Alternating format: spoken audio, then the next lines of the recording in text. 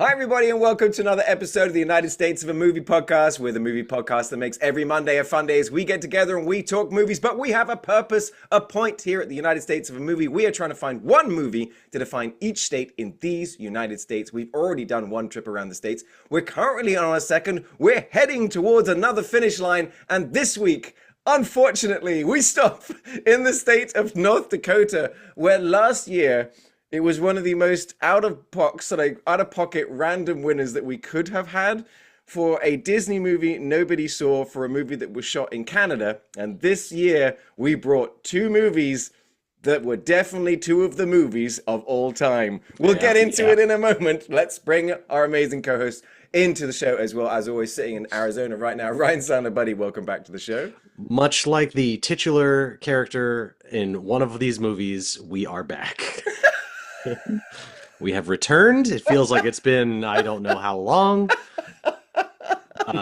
I forgot that I watched one of these movies immediately after like the following day. I was watching one movie. I was like, fuck, what was the other movie? I'm like, oh shit, I already watched it. Jesus Christ. Oh, sorry. That's not the movie I'm talking about. Spoiler alert. We'll get to it. But as always, sitting in the middle of his very own video store in Los Angeles, California, Will Hirsch, buddy, welcome back to the show. So good to be here. I'm going to take a page out of Dylan McDermott Maroney's book and just be very bored the entire time we're talking about one of these movies. And I was saying to the guys over text, I'm like, I think he has it in his contract. He's like, something interesting happens, I will not do this movie. Yeah, he takes any movie Dermot Mulroney turns down. That's the clause. It honestly seems like it. And yes, for Dylan McDermott's sort of appearances on this podcast, he hasn't had a very good run recently. There was definitely some trauma brought over from watching Twister. That was second he turned up on screen. Oh yeah, he was in that. Jesus. Yeah. As soon as he turned up on screen, I just had an immediate knee-jerk reaction of no, we're not doing this. The only thing that could save that would be if Crispin Glover would show up as one of the messengers. Yeah, I'll take Crispin Glover. Like I said, we had him for Friday the 13th last time we were out. Yeah. But okay. So much like Ryan said, one of these movies You say spoiler, you know we announced the movies like the previous week, and also it's in the title of the episode. Yeah, but as you just pointed out, Ryan, you can't even remember watching a movie 5 seconds after watching it. Why didn't you doesn't sound like me. The documentary that we brought to the table because we were, North Dakota, not the deepest roster of movies. No. So yeah, but we went with an interesting documentary. Why don't you introduce that one? We picked 2006. I think you're right. 2006's Jesus Camp, a movie I've only seen in animated GIF form. Really? Yeah, I'd never seen it. Really? I'm not like a huge documentary person, or like I really need to be in the mood to watch a documentary. It really depends on the subject matter. What an incredible documentary, though. Yeah, I mean, I remember seeing this documentary in 2006. It was kind of like we were in Singapore at the time. I was living with Mrs.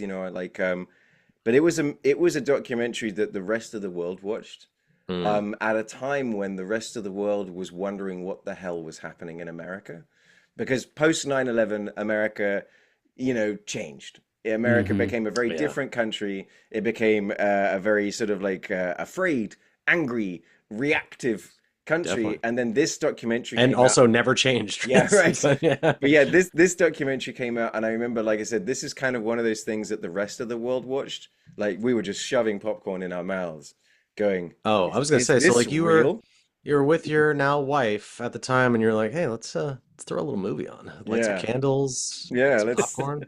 We're currently recording this episode on Valentine's Day. This is a perfect Valentine's Day movie. Nothing's gonna get you in the mood more than watching Jesus Camp. than brainwashing and trauma. Will, had you seen this before? I saw it back when I worked at the video store, but I saw it. I wasn't paying like super close attention because it was just kind of so terrifying at the time. It's still terrifying, but it's also kind of one of those I was more curious now, but where are these kids? Like Yeah, I was what is thinking up with that them too. now? And I watched everything. Like I have such, it's shocking to no one. I've such like a cynical mentality when it comes to stuff like this. So I'm What? watching this. I Wait, know. you? I'm watching this Really? through the lens. I'm like, dude, this feels like it's a How to with John Wilson episode with like Yes. no dialogue, like no narration over it. Like the way it's shot, some Hmm. of the shots linger, and it's like it's. I know it's not intended to be funny in any way, but some parts just made that like tweak that like humor side of my brain in like I'm just Okay. watching No, it through and I that know lens. actually, and I already know what Yeah. everyone's going to say, but what is the funniest moment in the documentary for you? I know it because someone Um, mentioned it right before we started recording. It was the bit I burst out laughing as it's happening. oh, well, there's a couple. It's the lady who's like making the posters for the thing, but it Yes. was also like I believe the young girl's name was Tony. She was like the dancer that's introduced. Yeah. And they're like, "What kind of music do you like?" And she's like, "It's Christian thrash metal." And I'm like, Yeah. watching her breakdance to that type of music was some Yes. cognitive dissonance. I was That like, was wait, what is that was happening? a really incredible moment of like, Yeah. wow, Huh. that's a thing. But yes, it's where sort of one of the main characters, she's the one that runs Jesus Camp in North Dakota, and she's on her computer. She's, she's trying to Scrolling come through up with like as a designer, like scrolling through typefaces. So I'm yeah, like, yeah, oh she's trying shit. Yeah. to come for just the right font And for I sin tried and death I in tried to capital take a letters. picture of just the big, it's just a white frame with big impact bold type that just says sin. And I'm like, Yeah, fuck, that's cool. yeah. Yeah. She's like, yep, that's then she just like But taps and scrolls down and it's just one it that it like a looks like it's bloody font that dripping says, blood, yeah, and she goes, it just Yeah. "Yep, that's the one." it And says I'm death like, on it, right? yeah, Yeah. It's it's That's much the like t-shirt.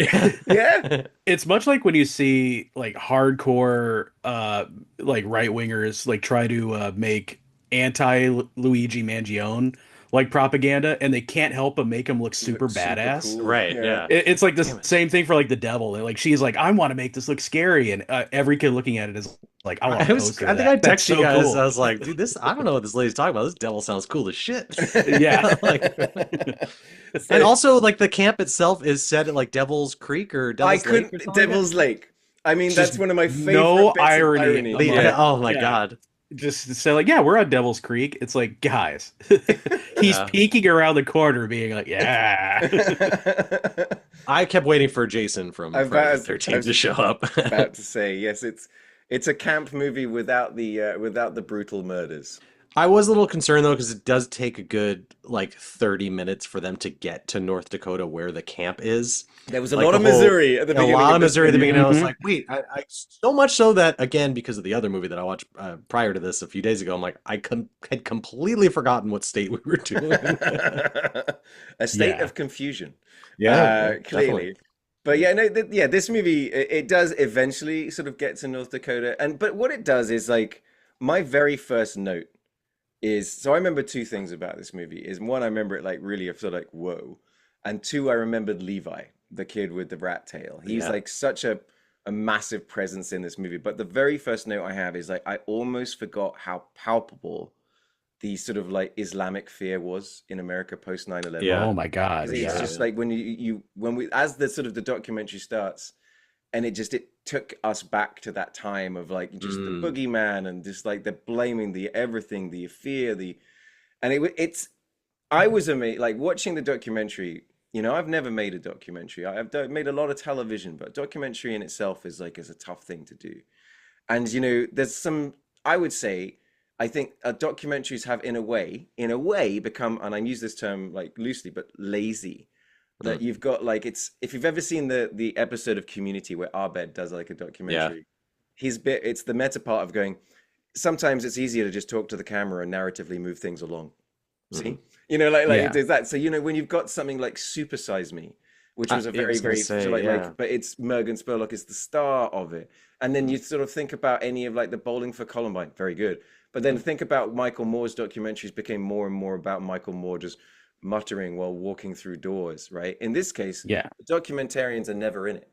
They no. never talk Mhm. about it. They never feature in it. They're never in shot. They just place the camera in situations and allow other people to talk and let you draw the conclusion. I thought it was an interesting way that we start off with a full-on Christian, like, talk radio person, but this person is talking about Christianity.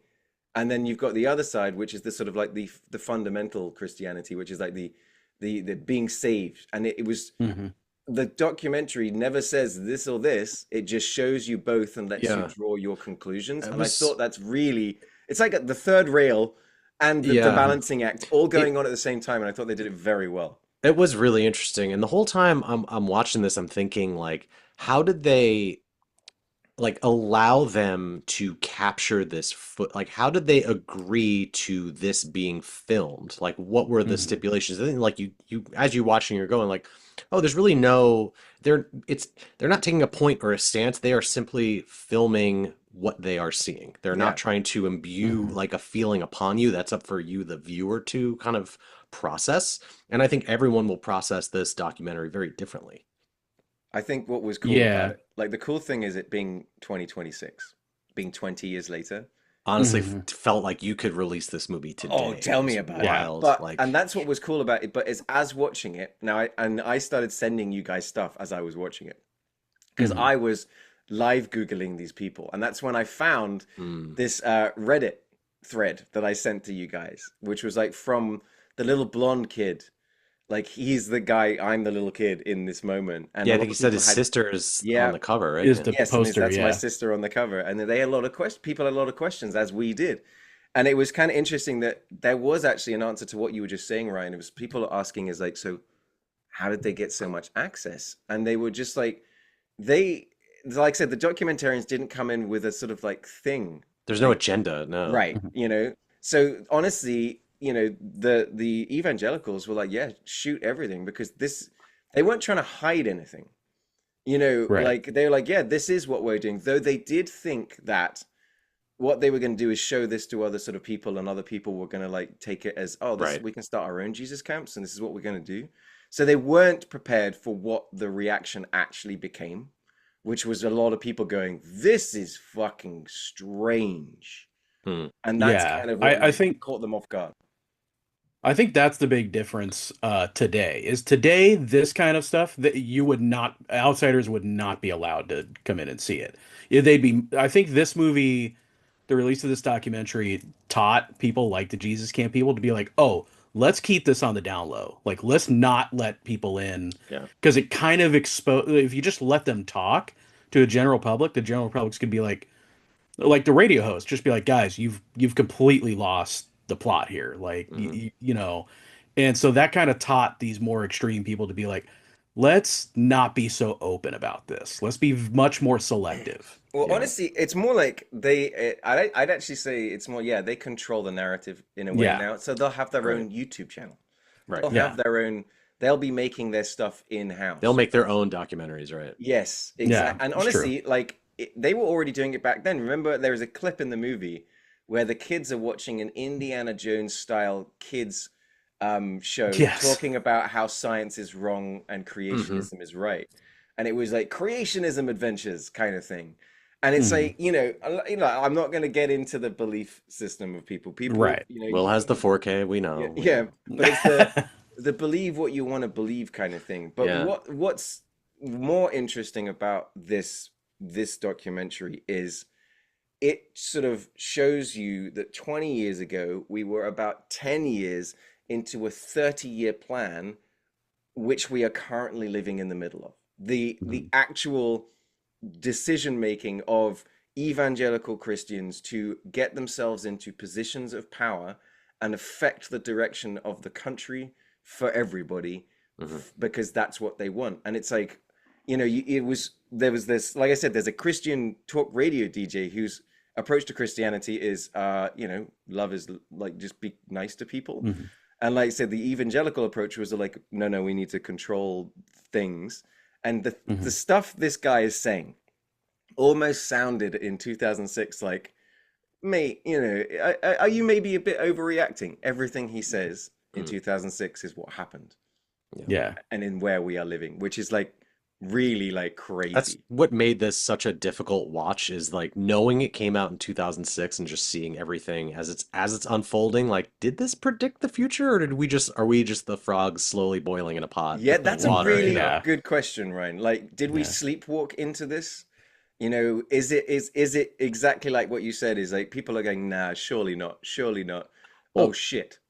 You know? Yeah. yeah, I mean, if you the other like underlying like just sense of the fact that it's so focused around the children in this is another thing that makes it just so uneasy and devastating to watch. Listening to children speaking in that way is a very Yeah. strange and uncomfortable thing because you know they aren't speaking their own words.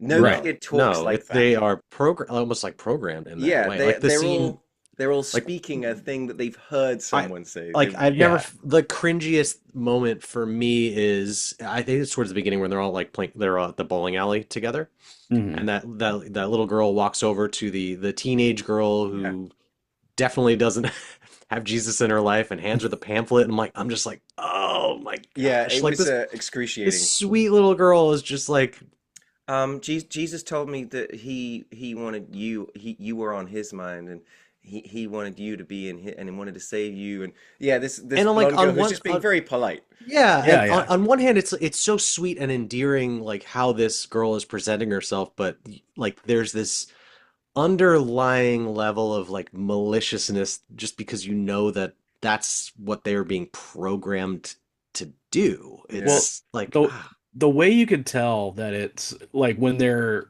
kind of parroting what adults are saying versus like what their own words is going back to the breakdancing girl. When she's yeah, talking about her music and she's talking about the things she like, she's talking that's full little kid mode. That's full yeah, like, this is the thing I like. But then when it comes to, spreading the Jesus camp stuff, yeah. it doesn't she does not have the She same. had a It yeah. line sounds where like she's repeating what adults are where saying. she's She's like, doing the I don't. dancing. Yeah, I She's know like, I exactly don't. what you're gonna say. She's like, I Yep, don't yep, like, I don't like the Christina Aguilera and Lindsay Lohan and Britney Spears. And she's like, I don't dance for the flesh. And well, sometimes I do, but Yeah, like, yeah. I'm just like, wait, Sometimes the I what? little do, and kid it's can't just help but come out. Yeah. Yeah, sometimes I do dance for the flesh, and yeah. it's Which not But who that. I taught her mean, that phrase? I Yeah, hate that that's what I'm person. saying. Like, yeah, like, oh, yeah, that was yeah. my She's second like cringiest moment. 11 or Yeah, Yeah, like 9. You know what I mean? fucking you. yeah, Yeah, Damn. God. yeah, it's a really like interesting kind of thing. It- Like it's interesting that like they really go after Harry Potter Yeah. in this, but also at the beginning, like 15 minutes before that, when we're inside the house, the homeschooling, what's on the table? Lord of the Rings.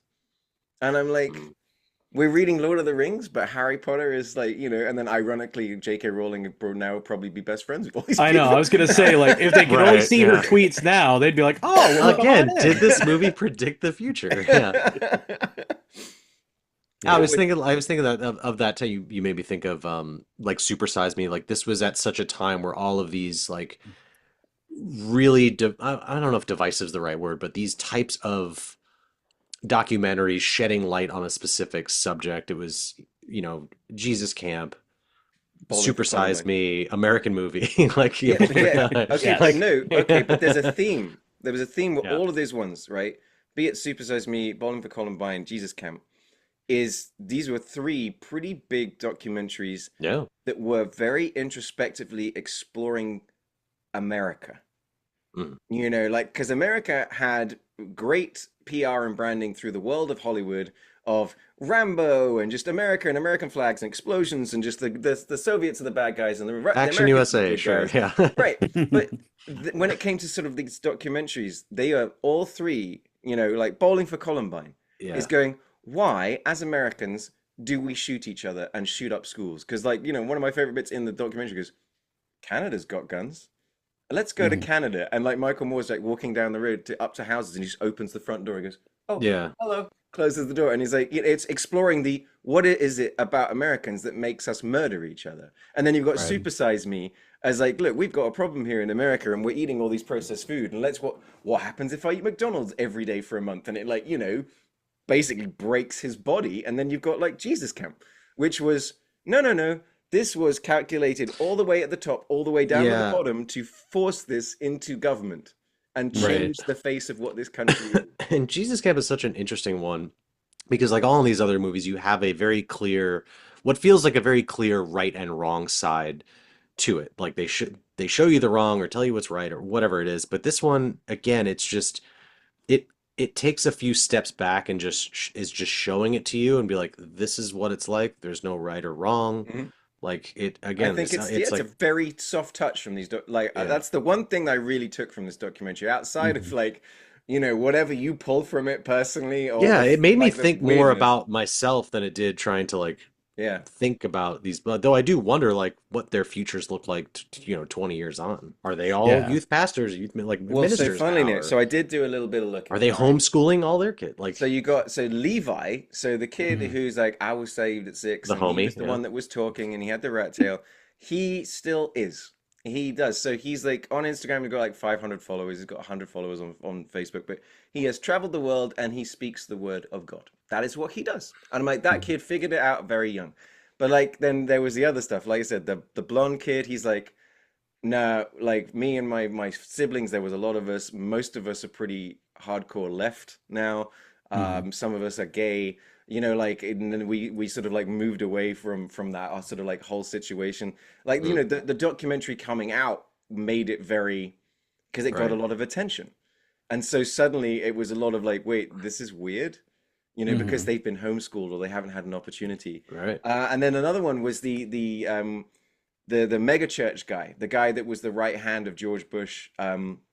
That guy. Yeah. So I Totally, googled the him. totally normal guy. Totally normal guy. Just after the documentary comes out, he is busted um, having sex with male prostitutes and doing meth with them. And it's like it's one of those situations of it's always the people you most expect. Yeah. Right. That Yeah. I felt so uneasy when he's the guy that's talking to Levi, Ted right? Haggard. And Ted he's Haggard. like, Yeah. I'm gonna become like, I'm gonna do the sermon and I'm gonna do that. He's the pastor that's talking to that young boy. I was like, I don't like any of this. Hmm. I felt just this throughout the entire thing, this like seething level of discomfort watching it, you know? Yes, throughout. Yeah. Like this tension, like it feels scary. That's the only way I can Yeah. describe Well, it. You're just I'll like, tell you this. You ever see the trailer? Because the trailer is what did a lot of the work for Jesus Camp because it was getting attention, but the trailer was cut in a like a world. yes. No, mate, it was No. cut like a Yeah. horror movie Yeah. in a way. Oh yeah. Because Understandably so. it was like these small children and clips of them saying this stuff and they're like, like and they're The just tears, crying yeah. and just like this and then it just cuts to Jesus Camp. You're watching that trailer and everyone's like, "What the fuck is that about?" Like that Yeah. is Mhm. it was definitely edited in a this is going to mess with your brain. For And sure. it did. Like I said, like Mhm. because it's like you've got American culture and you've got American Christianity and then you've got American evangelical Christianity. That is not how a lot of the world does it. Though I will say that evangelical Christianity from 2006 to now, I watched it bleed into Singapore. Singapore Mm. now has mega Mhm. churches. And it's like and it's Ugh. those and it's there's also those kind of churches which are the more money you give us, the more Jesus will love you kind of churches. Sure. Now you've got like the Joel Osteen stuff down in Houston. You've got, and it's so like I said, it's not very, the Brits are very sort of like, we have our approach to Christianity and religion, and it's like Protestant, and we just go to our churches and we sing, and then, that's it. Mhm. It's like, it's not like really like, Jesus Right. in your face. So I, like, even like English Christians would watch things like this or see American Christianity, and we were like, it's a bit much, isn't it? it makes me like just Just a bit. watching like on HBO The Righteous Gemstones, where it's like Right. this family is like it's that type where they have this, and it's all about money. But once you peel apart, like look behind the curtain, it's all this dark and kind of messed up stuff. I mean, what's the And movie that we did about that with Steve Martin? Remember Oh, that one? right. oh right, yeah. Leap of Faith. Leap of Faith. Yeah, Is that to an extent, yeah, his yeah, he's putting on the show, putting right. on the sort of Mhm. thing, but then yeah, behind the scenes it's just a money A making. very elaborate grift, yeah, right. Yeah, we'll see. Yeah. And that's kind of what I think like that Jesus Camp is kind of getting into. Again, that's giving you a peek into that it's not a grift for money, it's a I don't want to use the word grift, but it's a Right. power grab. As in it's a a calculated Yeah. maneuver for achieving control over power and control over people, Right. through Yeah, this this. yeah, it's not so much like the Joel Osteens, or any of those mega churches where it's like they know, they're just Hmm. trying to get money. I really do get the sense like these people absolutely believe Yeah. that George Bush is a hero and and in their mission, and that Islam is 100% evil across the board. You cannot convince them otherwise. Now watch me crush this drive. Despite, Yeah. right? Yeah, it's so they fully, those people Yeah. fully believe in it, and that's why I did appreciate having the Christian radio host there to just be like sitting there, like talking to these people, being like, The last person I expect this to be is the just most crazy, normal guys. person in this documentary Yeah, was that Christian radio Well, host. it's because, yeah, his understanding of Christianity is like I said, a lot of hmm people's understanding of Christianity, whereas right. even like the evangelical understanding is it's a very different kind of Mm, Christianity. It's a little bit more, in a way, just like instead of it being an accepting, like for me, Christianity has always been about love everybody and bring people hmm together and like help the poor. And then there's a certain type which is like, no, no, only love us and everyone else can go fuck themselves. yeah. And it's like it's a Unless you little bit of donate, that. yeah. But You're like right. I thought it was pretty interestingly done. Like the way, again, really, really credit to the documentarians in But this. Right, it was Heidi Ewing and Rachel Grady that at the end. So we've had we got narrative one and we got narrative two, and the last sort of 10 minutes, 5 minutes is narrative two being a guest on narrative one's show, and them Yeah. actually talking. And hmm one, they're talking very respectfully to each other while disagreeing massively. hmm What I thought was quite interesting, I wish I'd written the quote down, but the lady that runs Jesus Camp, she sort of she says the thing you're not supposed to say, which is basically, no, no, no, it is, like, she basically admits, no, it's a calculated thing, and we're doing this for the children because we have a goal. Instead of hmm like going, it's not like it's a calculated thing. She just says it. Yeah. It's the Yeah. unabashed. No, that's why we're doing it.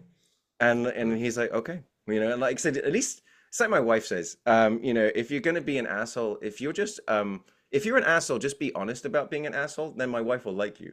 Don't mm. be an hmm asshole and pretend to be a good person. That's why 'Cause we get along so yeah, well. exactly. You are just the most authentic asshole, right? Mhm, And you know what? mhm. She and I love you for it. Thank you so much. Means a lot. It's But but like conversely, well, yeah, not to just dive back into it, but like you have the church size thing, but the people involved in it, like the people going to it, like kind of crave it too. It's like they Mhm. need this thing in their life. They need that guidance in that direction. Whether it's good or not, it's not for me to decide. But it's such a twofold thing. Like, are they being taken advantage of, or is it just something that they're willingly, allowing themselves. involving themselves in because they have that, that strong sense of community? So that's Yeah. like, that's where my lizard brain ticks off. I'm like, is it Well, wrong I was or having an interesting thought about that too. Yeah, is that the idea? Yes, these kids, because they're also talking about the idea with evangelical is getting children to be saved, right? So they say, "Oh, hmm I've been saved by Jesus," right? You get them at a very young age, but then Mhm. it's sort of like I was sort of interesting, like when I was watching, going, is it religion or is it like an identity?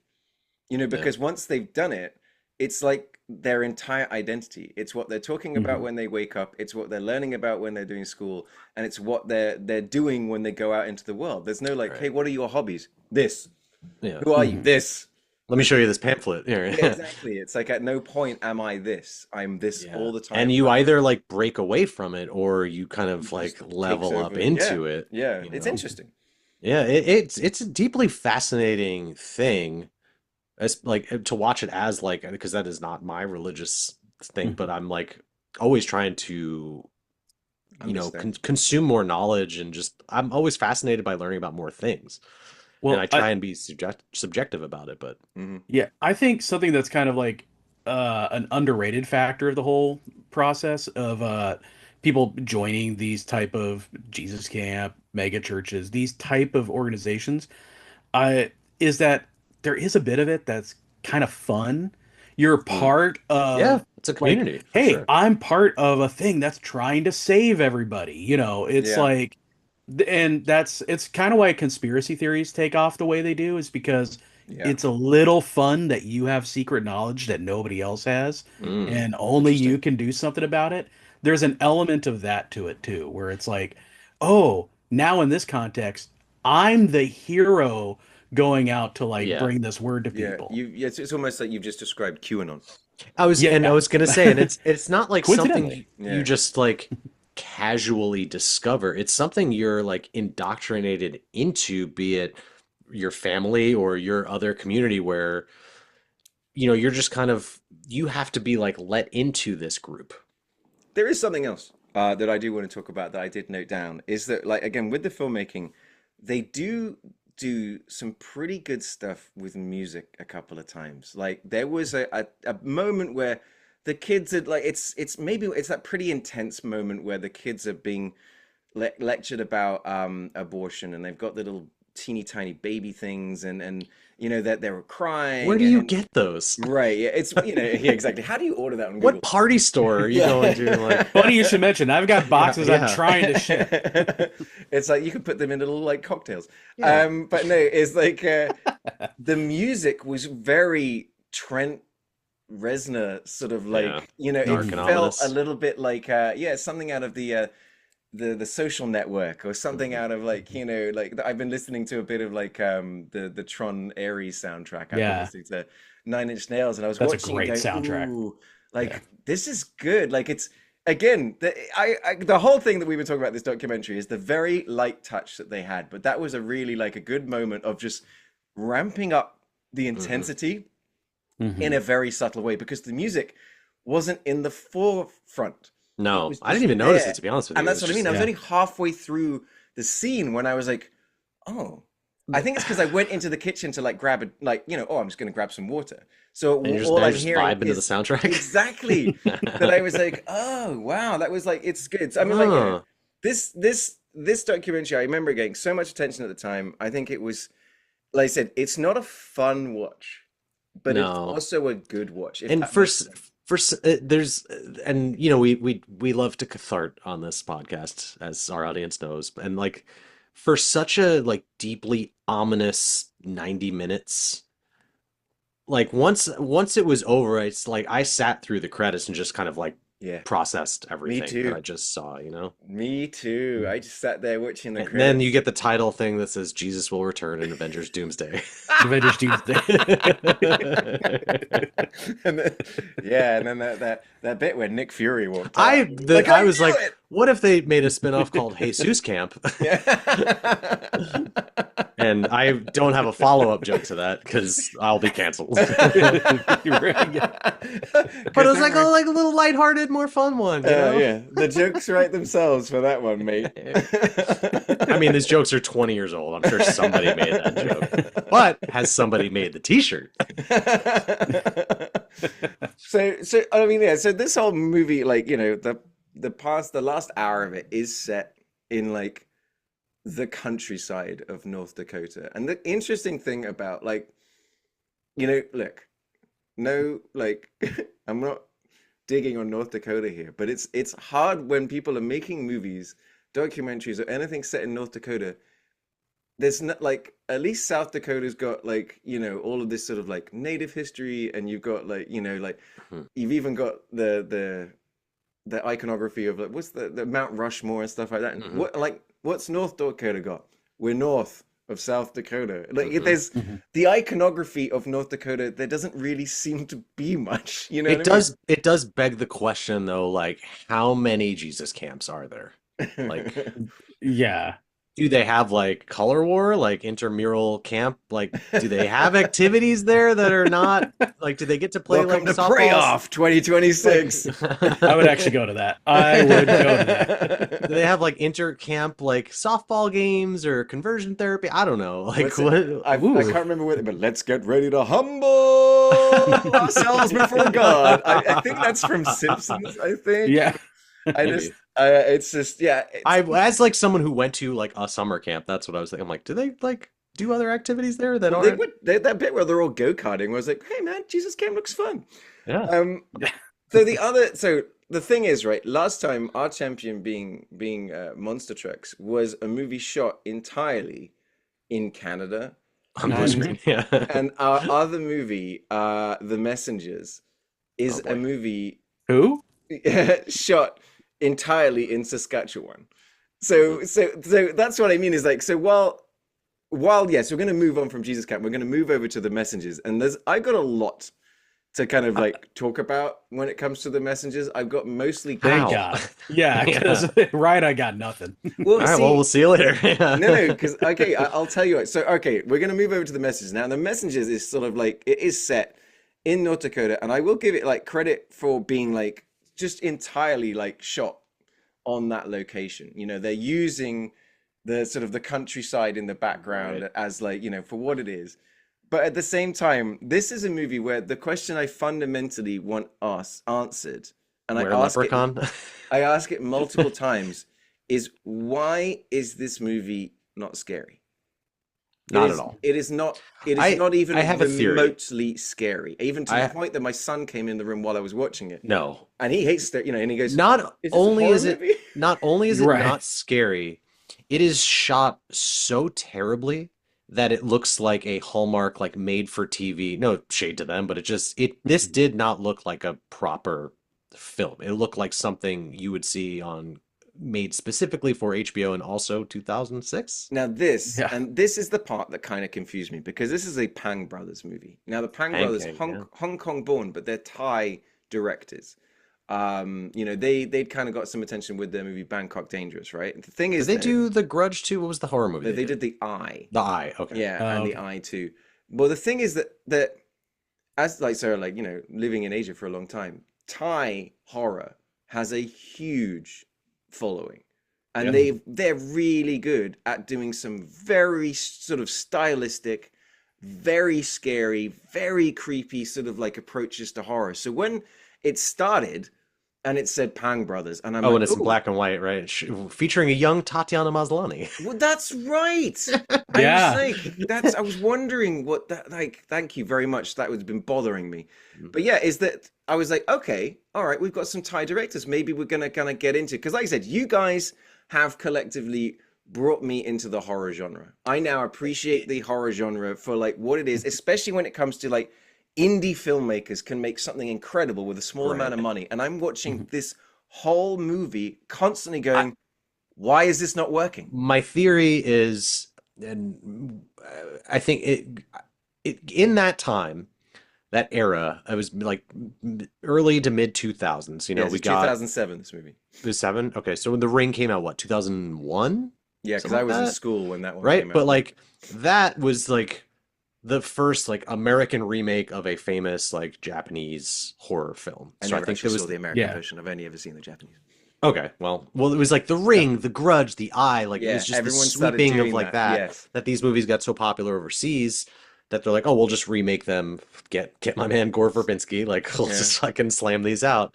And I think that the Pan Gang were just flying high off of whatever, definitely Bangkok Dangerous, sure. Which did also get an American remake, or that was the American remake? No, because there is like the Nicolas Cage. Like, That's what I'm talking about. no, Yeah, right. the one I'm talking about is Bangkok Dangerous, is the 1999 Yeah. Thai movie. Which you also starred in, probably. Yeah, right. Yeah, it was Kurt Henchman number 3. Yeah. Don't you remember that? It's safe to assume, but that's the thing. I was like, yeah, okay. They sourced these like foreign directors who made a proper film, and they're like, oh, let's just get them to do this. We'll shove them into this genre that they're familiar with.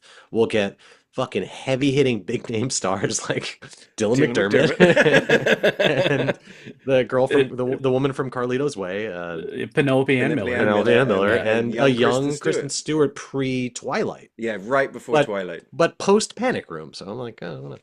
Oh yeah. But yeah, I just the stylistic. There are some like really interesting camera angles, Yes, like there's a some couple of cool really- shots yes. in this. But overall, this movie is not scary, and it does not look good. Like No. if you've seen this, you've seen 1,000 movies that do this thing better. This was not one of them. Yeah, it's like, you guys, you brought me It Follows and Yeah. Barbarian Mm-hmm. and Smile 2. And these are all movies that sometimes can just creep you out by showing, I don't know, a door handle moving or a shot of like, a shape in the background, or something, you know, like wiping the camera and the person jumps around, right? Classic horror. This movie did every single one of those, and every single moment, I'm like, Yeah, I was you know, I was just not. so Never bored once did by I this get like movie. that, like Yeah. my hair's sort of standing up. Never once was I kind of creeped out about it. I And it's like you know, I was like, it I was even like, what was that? The Iowa movie we were, the Crazies. Even yeah. the I Crazies was like made this look like, you know, I fucking did Loris and Raven. wonder if this was like an American remake of a foreign film bearing the same name. I don't think it No, it's was. not. It was just like because you have the cold open of the movie. It's in black and white. There's something spooky going on. A kid hides in a cabinet, and then he's taken, and then it cuts to family She. driving into right. Is Yeah, that that's my number one question. Is that kid male or female? It was like, oh and then my son was there going, "Oh, she's screwed," and I'm like, "It is a girl, isn't it?" And it's like, it's interesting. Yeah. okay. Well, I was clearly not paying attention 4 minutes into this movie. Yeah, you know, it's one of those movies where I It's think the problem, trope the movie. yeah, everything's telegraphed, everything's a trope. Even the quote unquote scary parts, like when the lady's crawling on the Yeah, ceiling, it's even not. that is like I've seen that before, and also why are they doing that here? Right. So you're more confused than anything. You're like, And why what are that? they messengers of? Like also I the didn't plot of this understand that. movie is like Yeah, when you get the reveal of the plot, you're like, oh, you mean the one character they introduce? He, spoiler alert, did it the whole time. The handsome guy from the Sex and the the, the City. guy All who right, has no John life. Corbett. Yeah. Yeah, the Yeah, guy who has like no connection to the outside. The only other outside character we know. It's like, yeah, Yeah. like Him and the smoking man, who, right. like I Okay, said, so the pivotal to smoking the man. plot. Yeah. okay, so just straight up, Yeah. like, ladies and gents, like if you're Yeah. listening Sorry, and get going to into watch it. this movie, you know, it's you're not. We're just about to spoil it because Yeah, how yeah. can you honestly spoil anything this bad anyway? But it's like, yes, Right. we get to the end of the movie, right? And like I've got a bunch of notes about this movie, but I get to the end and I go, what's with the bank guy? Where did he go? What was the counter offer? Did the guy have suppressed memories? Why was this guy working for as long as he did and did no one in the town? Because in the town they go, everyone knows everything. Yeah, so this Yeah. guy's been working on your farm for long enough to grow the entire thing. Has he never once left the farm? Have you For never what talked to must anybody be about this guy? 6 months, Whose like family Yeah. yeah, died? Is he not wanted for murder? You know, it's That, like yeah. none of these questions are answered. It just goes, by the no, way, he did it, the end. yeah, yeah. What the fuck? Yeah. Like, no, that doesn't make any sense. Like, the twist doesn't make any sense. It's literally they're pulling like so much reference from other movies and none of it sticks. Like the mold and the walls, like I couldn't tell you why this movie is called The Messengers. Like what message are they sending? Well, as far as I read it, I think that the messengers are the crows, much like the movie The Crow, vengeful sort of spirits from the murder that they've gone through, trying to punish the murderer. So I guess the message they're trying to send, right, to Mm. Kristen Stewart and the families, we were murdered and he did it. Oh, because it's a murder of crows. That's a very good point. Ah. However, at no point until they attack him and he suddenly gets his memories back does any of that make sense. At no No. point are they actually saying we were murdered. They're not showing them anything. They're just scratching up and torturing Kristen Stewart. Right. Yeah. A bigger question, he decides to grow specifically sunflowers, right? So he goes Yes. to the hardware store, buys, I don't know, a billion bags of fucking sunflowers to then plant the sunflowers to then harvest the seeds. I'm like, dude, you got the seeds, you're good. Like, That you don't need is the fucking sunflowers. an Like, annoyingly good fucking point. I'm like, you can just buy these, right? Like, you don't have to, like, I was wondering the whole time. I was like, why did they land on sunflowers? And he the picks only the thing sunflower, lights it on fire, and he's like, that's a sunflower seed, all right. You know, like Ryan, like you've actually the fucked with my brain a little bit. That's like, but you had 2,000 right there. Like, why'd you Yeah. have to grow up? Son of a bitch. It's like you Like- see someone cooking that low-cal recipe where they're like just pour ice into a frying pan and then add more water, right. steam it, and then like stir it around and then pour it into a cup, pour it back into the thing, add more ice. Like it's just like, wait, what's happening now? Right here. Next thing you know, you're down this like 7-minute TikTok rabbit hole of just I honestly, I didn't text that to you guys because I'm like, maybe I'm too dumb, but like, I why get are they growing sunflowers? I guess the Like, argument is that yeah, you would yield more sunflower seeds, but is the effort worth it? Yeah, Like, yeah, you get well, one it, seed and get 100 from it, but at the same yeah. time, you make a very the, good point. yeah, I was like, I don't know enough about sunflower crops to say this movie's wrong, but like, the only conclusion I landed on is they had a location that grew sunflowers. So in the script, he's a sunflower farmer, and it's like, Yeah, all right, yeah, it's not Famously quite Christopher it's Nolan Interstellar right. levels It of right. is going. also our sun like Dakota, get at us, north, south, east, west, whatever, whichever one we're doing. I don't remember. But like, is the sunflower like the state flower of North Yeah, that's what Dakota? everyone says. North Dakota, the sunflower state, The right? sunflower state? Okay. But look, Yeah. honestly, what I like about this on IMDb is that at the film's premiere in Minot or Minot, North Dakota, right at the beginning of the movie when Bobby says "Welcome to North Dakota," the audience breaks out in laughter. As in, like even the North Dakota audience is like, ha, ha. No, it's a little bit like everyone from Phoenix's reaction to the first 3 seconds of Sicario. Where Yeah, where it's in Yeah, Chandler. Chandler, Arizona, and yeah. everyone's like, You're like, "That's not fucking Chandler." come on. Yeah, that movie sucks. Yeah. I did like Yeah, I just turned it the off then and never went back to it. I Yeah, hear the, shit. Not realistic. the other thing that I actually audibly laughed at was when Kristen Stewart goes into town, like they decide to go into town. Like also you get the sense of like there's some family trauma there that they never really Oh, they explain do. We'll get to it, but keep what talking. it is. But like, because she's like, hey, we're gonna go into town, and the mom is like, the fuck you. Oh, she's like, you're not taking the keys anyway. They go into town, and she stumbles on this like cute teen boy who's the kid from Schitt's Creek. The vet I was from like, Schitt's Creek. yeah, I was like, oh shit, I forget Yes! his name, but the most hilariously bad basketball playing I've That not was seen great. since they came together. That Yeah. was that Like was genuinely actively funny. trying to be bad at basketball. Yeah. It was like, and it never comes back again. But that No. like that, this movie makes no mistakes. I mean, it never once sets up anything that pays off later. It sets No. up a bunch of stuff No. that never pay off. But yes, that was really funny, as in just like an artistic or a choice Or like in this was it movie. Along Came Polly where you have Philip Seymour Hoffman like rain dance like it's just clanging off the backboard. Like it's so absurd and but they play it so fucking straight. Yeah. So I'm like, you have Yeah. to know how terrible this This is. is so, yeah, Yeah. it's so random. You're right. That was actually one of the most. That was the best part of the movie. I think Yeah, for just being Yeah. at least I'm being entertained. yeah. Yeah. But So- It's oh, as man. it's as bad. It's as bad as like the football playing in the room.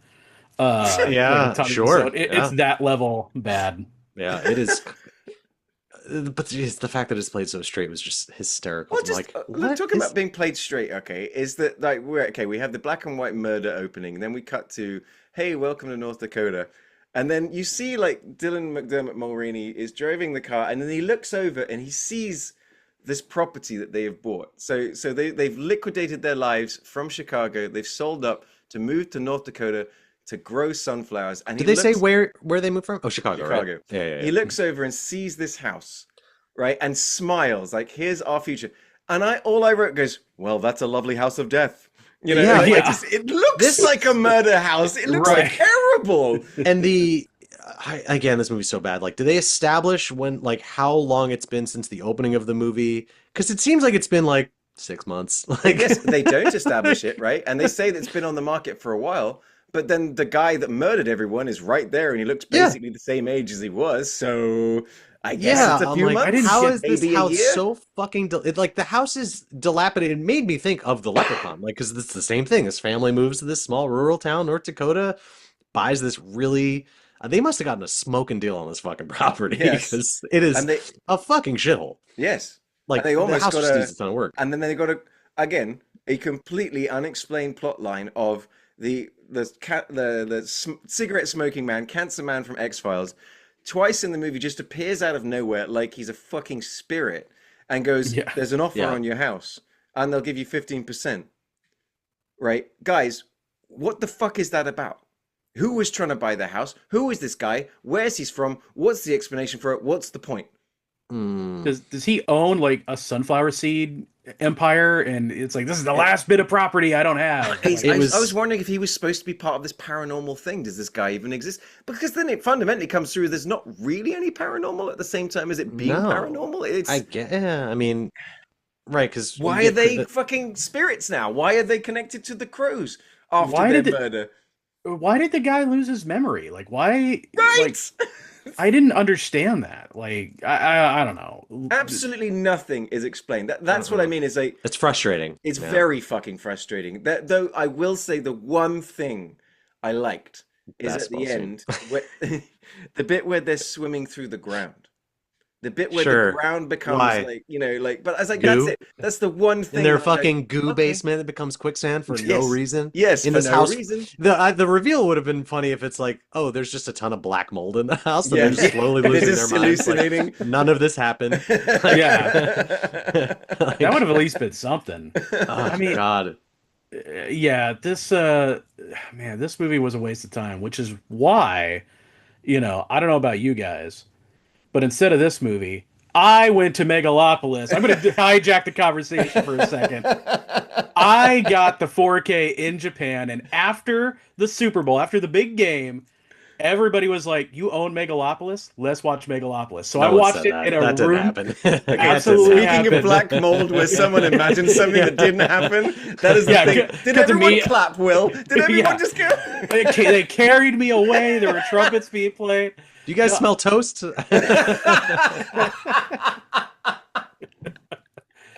I am not joking. A room full of people, I watched go insane as I showed them this movie, and Oh it my was god. glorious. Oh my god. Yeah, All right, tell us more. That's Come why on. you yeah. went to Japan to get the 4K? You know That, you that just was the ordered That's it the goal. only online. that was the only reason. I did also see a 4K of Giant Spider Invasion. Oh my god. Ooh.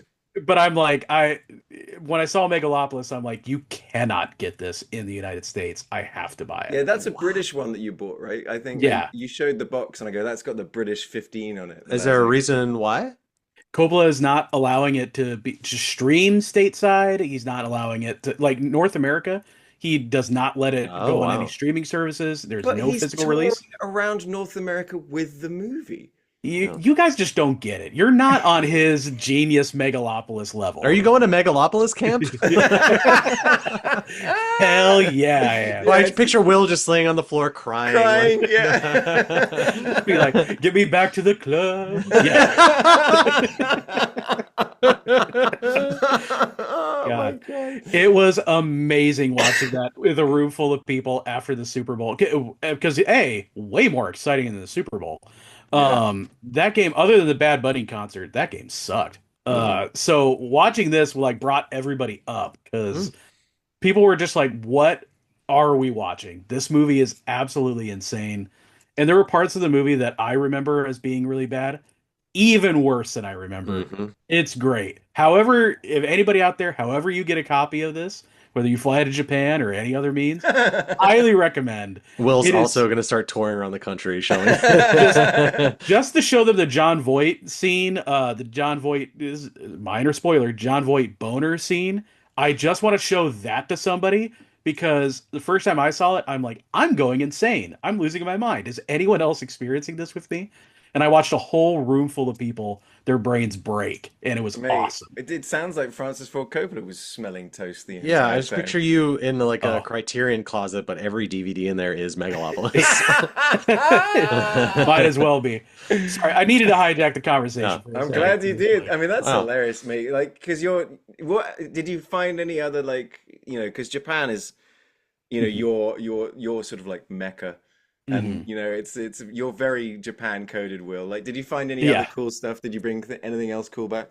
Couldn't Oh, get the I mean- JK action figure though. God damn it. No, Oh my the Jamiroquai. I was looking for it. I did find the Freddie Mercury one, but it was too expensive. Bloody hell. But yeah, just a bunch of collectibles and stuff, and I found a bunch of like Japanese superhero DVDs. I wanted to get the Japanese Spider-Man box set because that is not for sale anywhere. But I was Like the trilogy, like the No, no, No, no. no, the Japanese, Japanese Spider-Man TV Spider-Man show. TV show. where he uses a fucking submachine gun. Hell yeah. Where he's an emissary from hell. I'm like, I gotta Right, own yeah. this. But it was like way too And you expensive. didn't get my Terrifier barf bag. You son I'm of a- sorry. I tried. But damn. I got a bunch of cool things that are not super movie related. They're, very will related. Um, okay, I'll come clean. It's a bunch of It's a bunch of flashlights. a bunch of flashlights. I did. Okay, hold on. One We quick were story. all thinking it. One quick story, kind of related. Because I'm me, anytime I see a sign that says DVDs, like an idiot, I'm just like, ooh. Like a moth to a flame. Yeah, no, so no. I saw a sign that said like DVDs, like second floor, and I'm like, oh, like a little mom and pop DVD shop, let's go in. As I'm going in, the elevator opens and it closes, and I noticed not just that it has a security camera, that's not odd, but the footage of the security camera, you could see, like it's showing you the video of you in the elevator. I'm like, that's weird. Why is that there? And when it opens, immediately porn everywhere. It is a porn DVD store, and I'm like, oh, okay. I was not thinking. Look at you pretending to act surprised. Oh, I might as well look around. And he's Yeah. like, I did. when I left 6 hours later, And 4 pounds lighter?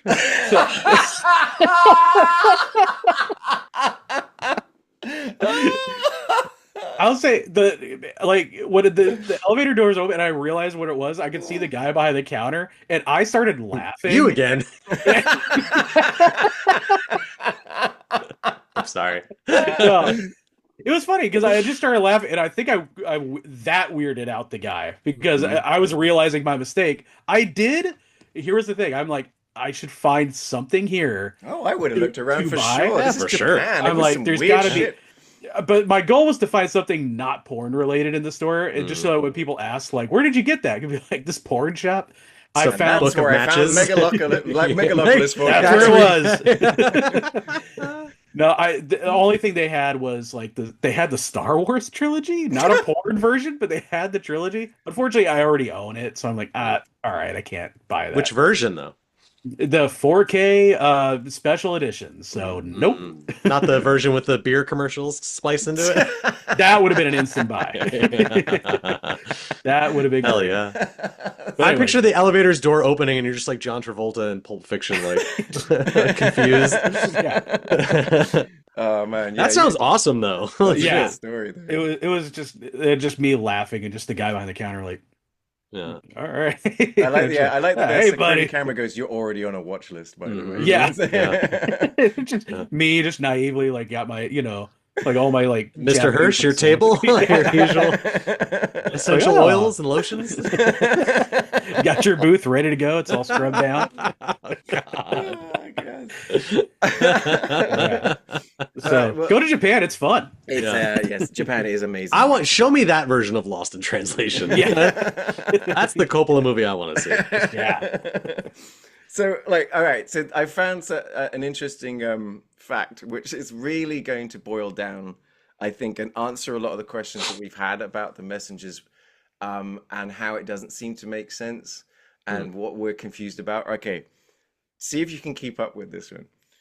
While the original screenplay was penned by Todd Farmer, subsequent rewrites were done by Stuart Beattie, Albert Torres, credited screenwriter Mark Wheaton, the team of Chad and Kerry W. Hayes, the team of Scott Derrickson and Paul Boardman, Michael B. Gordon, and Richard Doviodio. Michael B. Gordon? Yes, Michael Michael B. B. Gordon. Gordon. I know, I love that one.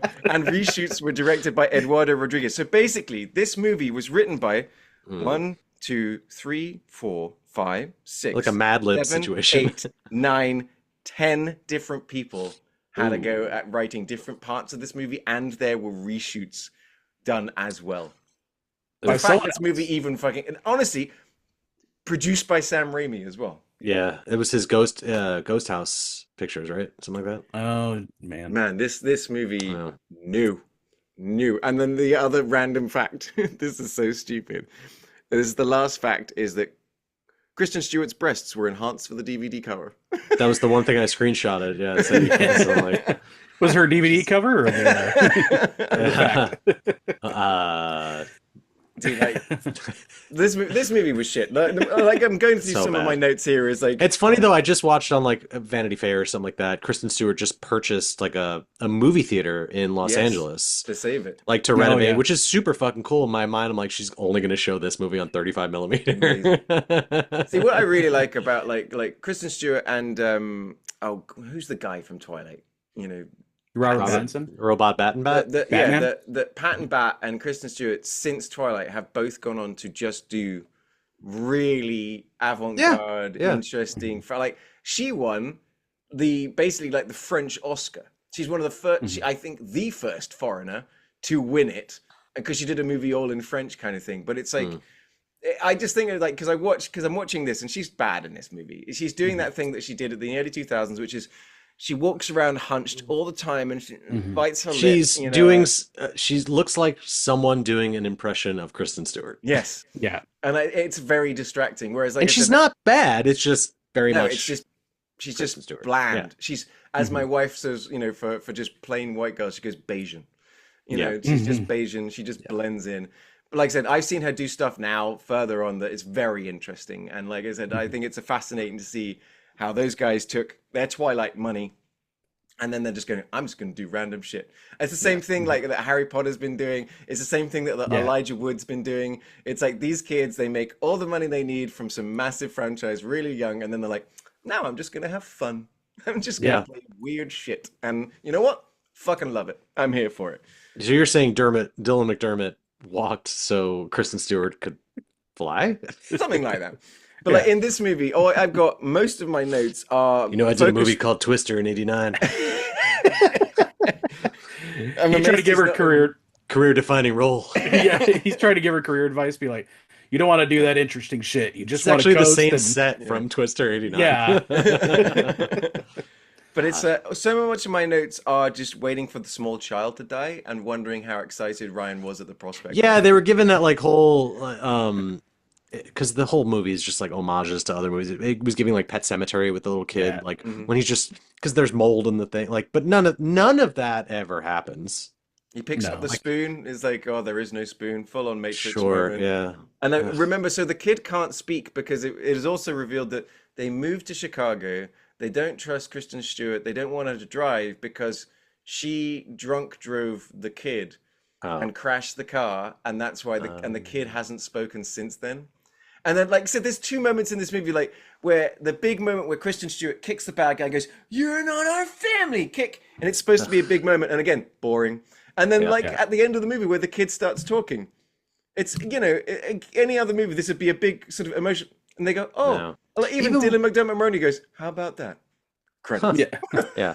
Even like even when they're showing the ghoulish messengers, like none of it is even remotely scary. No, it's not. It's weird, and like it's that's what I was saying. It's Is like I shot said, so terribly. the little like, fast forward kid moves wrong, but the wrong kind of wrong instead of the right kind of wrong. That's my note. But I'm like, it's moving in a way that's not creepy. It's moving in a way that's strange. It's very digital too. Yes, like that. exactly. And I'm like, because I've seen other movies where you get these Fucking people Hereditary, man. you get these people who just know how to be bendy, right? And you make them move in a weird way, Yeah. and you're watching the movie and you go, oh. This one is just like, that's a weird Madness, effect. sure, Like, did you just do that in After Effects? Like, did you just fast forward that? And there's no reason to, because all you got to do is just adjust the frame rate and film somebody like going all bendy, and then it looks creepy. It looks inherently like strange. So the digital effect, it's like you don't get anything out of It's that. like the exact opposite of the smile thing. Like, you remember that smile monster and like the weirdness of it? Fuck me, that every day. Yeah, right. I mean, like my other note, considering that we did have the guy from the vet from Schitt's Creek, is the bit when all the crows turn up, and I go, "Ooh, the crows have eyes 3, the crowing." It's like, I'm sure. Like then he gets like bonked on the head by a hammer, and then Dylan McDermott comes home. He's like, finds him, and then he gets stabbed in the back with a fork. Should have seen that coming. Yeah, this movie sucked. Yeah, it's so bad. Sucked. And no one in the family like dies. Like after they get rid of, spoiler again, after they kill the bad guy, everyone's fine.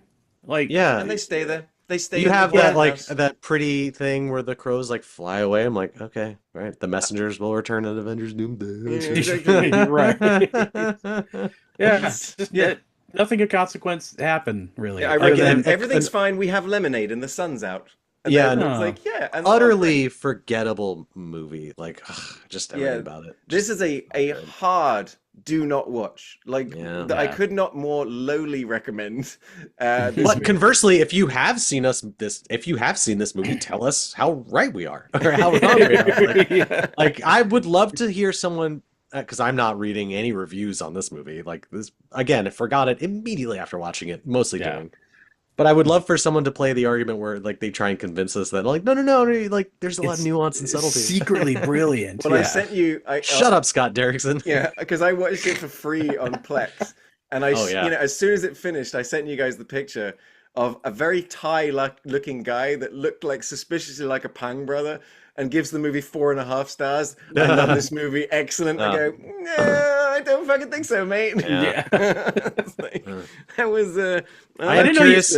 I didn't know you could do that for your own movies. Let me log Yeah. on to, to IMDb. I got to make some ratings. What's absolutely bonkers to me is that the graphic novel adaptation was published in 2007 by Dark Horse, and a prequel, Messengers to the Scarecrow, was released 2 years later. And I'm sorry, the prequel was called The Messengers 2? yeah, Messengers to the Scarecrow, but not to anyway. But this movie, again, $16 million movie, it made $55 million. That What? is a fucking. What were we doing in out 2007? theaters? This came out in theaters. This came out the same year as fucking Zodiac? Yeah, and it made it 5 times its budget back. Is that in Look Thai at Will's dollars? face. Will is about to give up on life after hearing. Will is looking at flights to Japan. I got some more DVD stores to check out. Wow. Mhm. That Is perplexing. maybe it's good movies are dying. I don't know.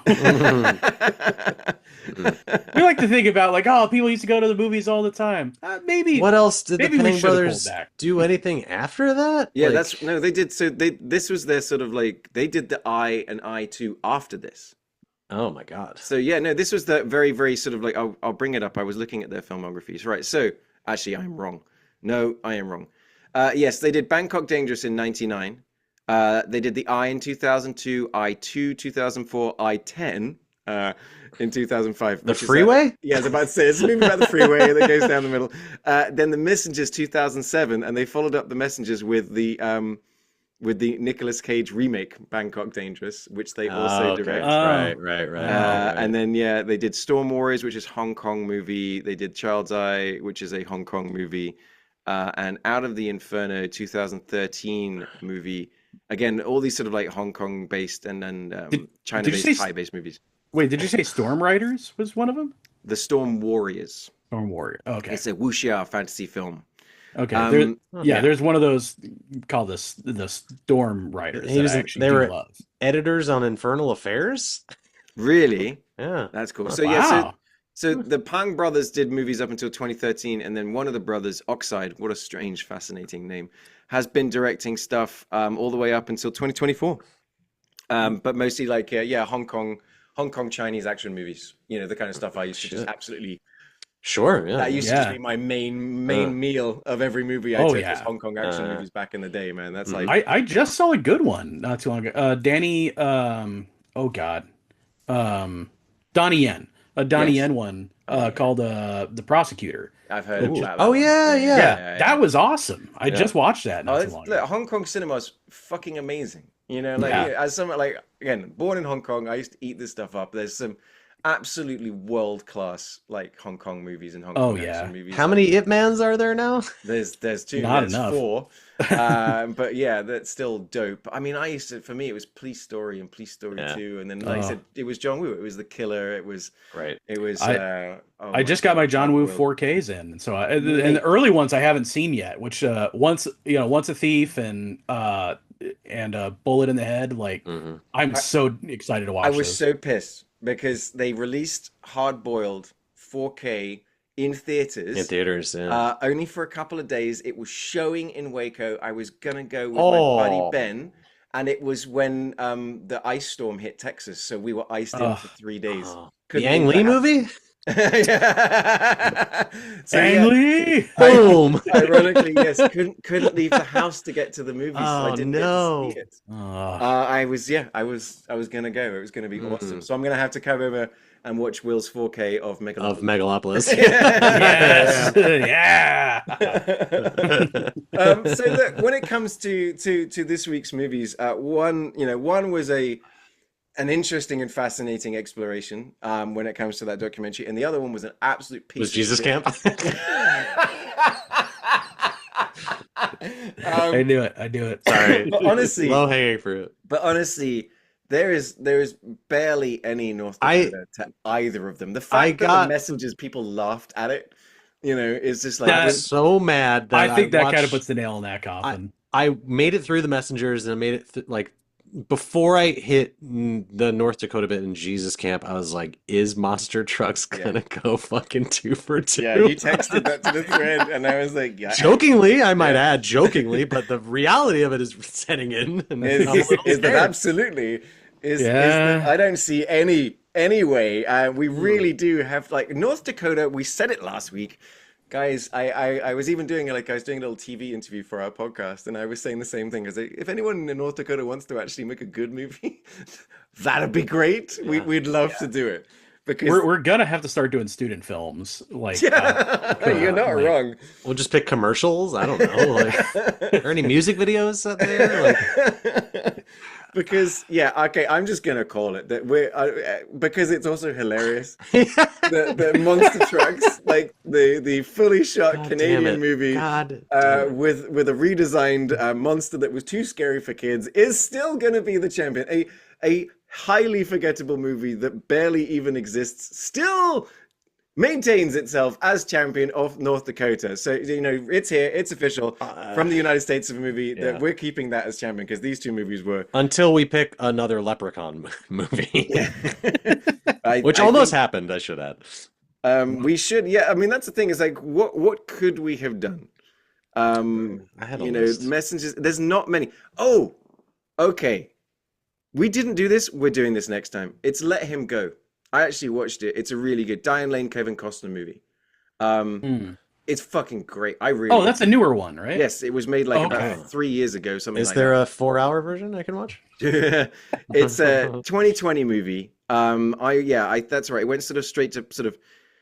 It's basically like here you go. Retired sheriff and his wife try to rescue their grandson from an off the grid family. Leave their Montana ranch to go to North Dakota. It was kind of cool. I liked it. I enjoyed it. It was kind of like under the radar. It sounds exactly like Bone Tomahawk. I'm in. Dude, but it's not as racist, so I'm not expecting it to be as I'm good. out. I have now seen an hour and 15 minutes of Bone Tomahawk with the sound off. Only 2.5 hours to go. While sitting in a bar in Austin. It was playing on a bar. What? On the TV, cable television? It was off the bartender's laptop. Yeah. It was off my Plex server. I was amazed at how many stars are in that movie. Oh, Will shits on that stacked. movie, but it's Pretty stacked cast. I like that movie. It's one of 2 movies I refuse to finish. So, So okay, but have you seen Brawl in Cell Block 99, which would be my vote for if we do a prison movie episode? I've heard about that. I've heard that's a pretty full-on movie. Isn't that the one with Vince Vaughn? Mm-hmm. Yeah, I've heard about that one. So look, next time we are going to do Let Him Go. I'm putting that right now. It's a neo-Western. They go to North Dakota. It's a good movie. It was $21 million that made half that. But again, it came out during the pandemic. So it just went straight to streaming. But we're doing that. That's what we're doing next time. I can't believe we did The Messengers instead of that. I don't know what I was thinking. We are so good at this. Yeah, there's a black and white movie John Wayne called Dakota. There's not even north or south. It's just Dakota. So there's a few things there. There's North Dakota's got a few that we're gonna have sort of like try and do. Leprechaun Returns from 2018. North Country from 2005. American Honey. Is that the Shia LaBeouf movie? That's the sequel to the Jessica Alba movie, right? Leprechaun Returns 2018. Leprechaun Returns.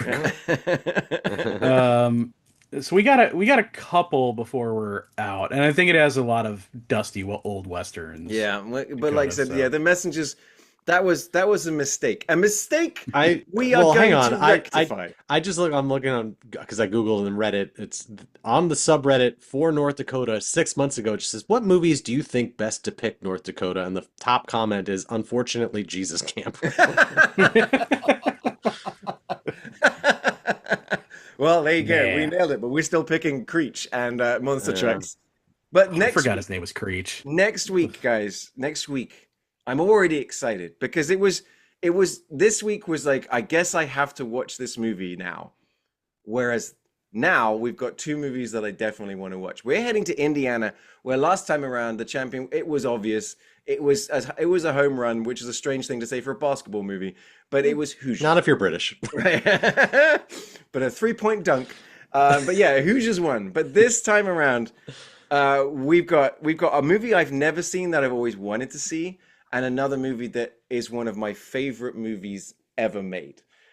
So Ryan, why don't you introduce your one, which has just got a great name, it's got a great cover, it's got a great everything. Can you remember Yeah. the 1998 Yeah. action If you, movie you if chose? you like rain, like you like dicks, this one is hard. You picked 1993's? And 98, mate. Fucking hell. 98, 98, wow. Hard Rain. Yeah, we got Hard Rain with Hard Rain. I mixed this up with the remake of Assault on Precinct 13 because they were like just on cable at the same time. It's Right. Christian Slater, Sam and Jackson. Morgan, There's like Morgan Freeman. That's right. God, It's yeah. like a bank heist that goes wrong during a flood. I'm just Yeah, going it's based kind of off like memory, yeah. right? It's if I remember, I remember seeing the trailer, and it's essentially yeah. It's like it's a heist that's going on. Yeah. But it's like the levee There's a breaks, flood. and so Yeah, the yeah, town yeah. floods at the same But it was, time. we talk about this all the time. It was like one of those movies where they would show you like a featurette, like behind the scenes on Yeah, how they did the miniature of the dam exploding, how they filled the studio up with water to actually have them like doing all this stuff. So I remember that. I'm remembering this movie very fondly. I hope it holds up. I'm certain it won't. But it's got like yeah. The reviews are sort of middling, but then the sort of like the audience reviews are like, nah, man. It's just Yeah. it does exactly what it says on the tin. Mhm. It rains hard. You know, it's like Yeah. I think Roger Ebert gave a really bad review to this movie. That's my biggest memory of it, other than getting it mixed up with Black Rain. I keep Googling Black Um, Rain. Yeah. But But like, I as think far I think as the this has a director is, famous. Black Rain, Hard Rain, Rain Man. it's directed by a Danish cinematographer, director, and producer. Like I've Oh, never heard of the guy. Yondabont. It's Graham Yost wrote this? Michael Salomon. But yeah, it's Morgan Freeman, Christian Slater, Randy Quaid, Randy Quaid. Minnie Let's Driver. go. and it's like Minnie it's one of Driver, those that's right. That's right. international co-production between the UK, Denmark, Germany, Japan. It's set in Indiana. I can't wait. Uh-huh, uh-huh. So I far, did it's check got all the on- recipes for a good movie. I did check on IMDb, and it is shot at some point somewhere in Indiana. And Yeah. it's a $70 million movie that made $19 million. At one point, John Woo was Sweet. attached to direct. This is all we want. Okay. It does. It's so funny you say that. I'm like, because Christian Slater, I was like, oh, maybe he saw this, because I forget if Broken Arrow was before or after, but Before. yeah, because did we do Broken Arrow on this podcast? Yes, we did. Yeah. Oh yeah. Yeah. Or did I just watch it for fun? A little bit of both. Yeah, ain't it Um, cool? You On watched our, it, smoked your cigarette, like. Yeah. I say, goddamn, what a rush. Yeah. And Fuck, I gotta watch that. Yeah, we should watch that again. Yeah. Is that yeah? Okay, so I'm on our non-sponsor sponsor who will one day become a sponsor. Just Watch. Looking for Hard Rain. It is available for free on Hoopla, which is the kind of thing. Isn't that the one that's attached to Library card? libraries? Or is that I think Canopy? Yeah. It is otherwise available to rent everywhere. I put $500. It's for free on YouTube. That this one definitely codes free on Let's YouTube. find out. The kind of thing that person from the Czech Republic Hard. uploads. Right. Yeah, be careful It's Googling crazy that. if I just start typing hard into YouTube, It knows what you want. it pulls up hard ticket to Hawaii Frisbee. And the next one is hard ticket to Hawaii Skater. Hell yeah. Wow, the algorithm knows you. The other movie, while Ryan is looking that up, the other movie that we're doing this week is I know usually I let Ryan and Will pick the movies, but in this case I actually picked the movie. for Indiana, and it's a movie that I couldn't believe it when Ryan said that Ryan's never actually seen this movie, and Will hasn't seen it since school. It's a movie that my wife's family made me watch about 20 years ago. Like on my first trip to Texas, they were like, "Hey, so have you ever seen this movie?" I go, "No." And I go, "Oh, okay. Well, you sit down, you watch this movie, and if you don't cry, you're not a real person." It's like it's almost like a way of testing you. Because if you're a man, you watch this movie and you're not crying happy tears at the end of this movie, you have no soul. I chose the amazing and totally underrated 1993 movie Rudy, which also has one of the Rudy Giuliani story. Rudy Giuliani story. Oh my God. I wasn't on board until you said that. But this movie also has like what a beautiful theme soundtrack. Is it Goldsmith who does the music for Rudy? But it's like, honestly, Ryan, I'm excited for you to watch this movie. It's a movie that shouldn't be as good as it is.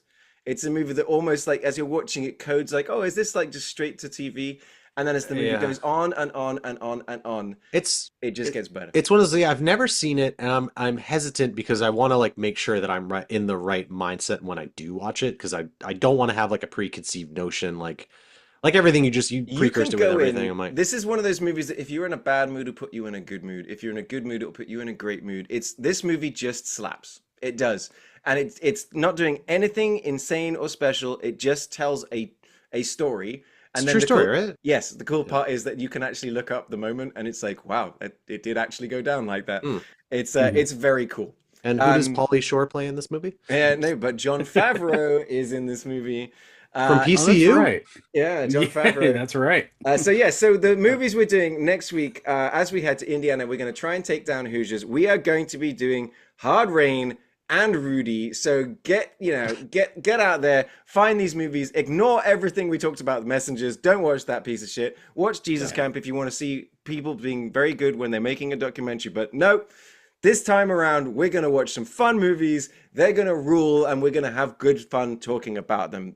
Guys, this week, thanks for the messages. Sometimes it's nice to watch how not to make a movie, and it's always like a learning I'm experience. glad I watched Jesus Camp after The Messengers, because at least that was like thought-provoking and entertaining. Whereas The Messengers... I was watching The Messengers yesterday. Somehow made me dumber. Will and I were watching at the same time, and like I say, Will watches his movies on a treadmill. Is the only way you stayed awake, because I got an hour into the movie and I long blinked and then just stopped it and took one of those wonderful hour-long naps on the sofa and then woke up and finished it reluctantly. Oh, you stop your movies? I just powered. I was just like, I couldn't.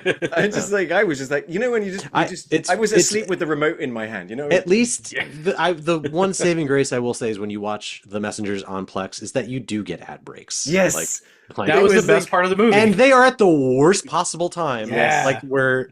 there shouldn't be an ad break. And they were all political ads, which were very Jesus Camp coded. For Jesus Camp, It was crazy. And they're like, it's like 2.5 minutes of ads. It's outrageous. Yeah. I was very long ad breaks. I hit the mute button and I would just go right back to Reddit. That's not a problem you're going to be having with these movies, though. I think we're going to be having a good time. So, all right, as always, guys, don't forget you can find us on YouTube. If you are watching us on YouTube and you haven't, why aren't you subscribed? Drop in the comments and tell us how much you love The Messengers. We want to hear about it. You can also find us on our Facebook page, The United States of a Movie. You can find me as Ollie Pettigrew or as that Englishman in Texas, everywhere else, where I love to explore what it is to be Texan. I explore Texas. I get into the whole thing, and I also like to talk movies. Will has a great channel entitled Willennial, where he likes to talk about everything. He's got an incredible movie collection. And in fact, Will, I had an idea for your content that I'm going to talk to you about, because I think I've got an idea that I think might be a very, very interesting niche that might work for you. Just do the same thing you're doing, but in a silly British accent. Megalopolis over and over again. Anything to not talk about Leo and his 19-year-old girlfriend. My most successful video, and I'm so sick of creepy dudes saying, "What's wrong with that?" Oh, no. Please get me off this train. Yeah. What's Tobey Maguire and Al Pacino up to? Yeah. Funny you should ask. And then also you can find Ryan's designs, Ryan and Digital, RYNO Digital, fantastic redesigns of classic movie posters. as well as some movie posters for movies that don't even exist, and some of the ridiculous and crazy ideas we've come up with. And some that never will see the light of day. Dan Alf will see the light of day. God damn it. That wasn't the one I was talking about. But... I wasn't even going to bring up that one. You've reminded me of the funniest thing Ryan's ever done, and no one can. You will never hear about it. No. It is also just truly incredible. Guys, as always, thanks for joining us for here on the show. Next time around, Hard Rain, Rudy. It's going to be fun. But from Ryan, from me, and from Will, as always, thanks for joining us for this episode of the United States of a Movie podcast. We will see you next time.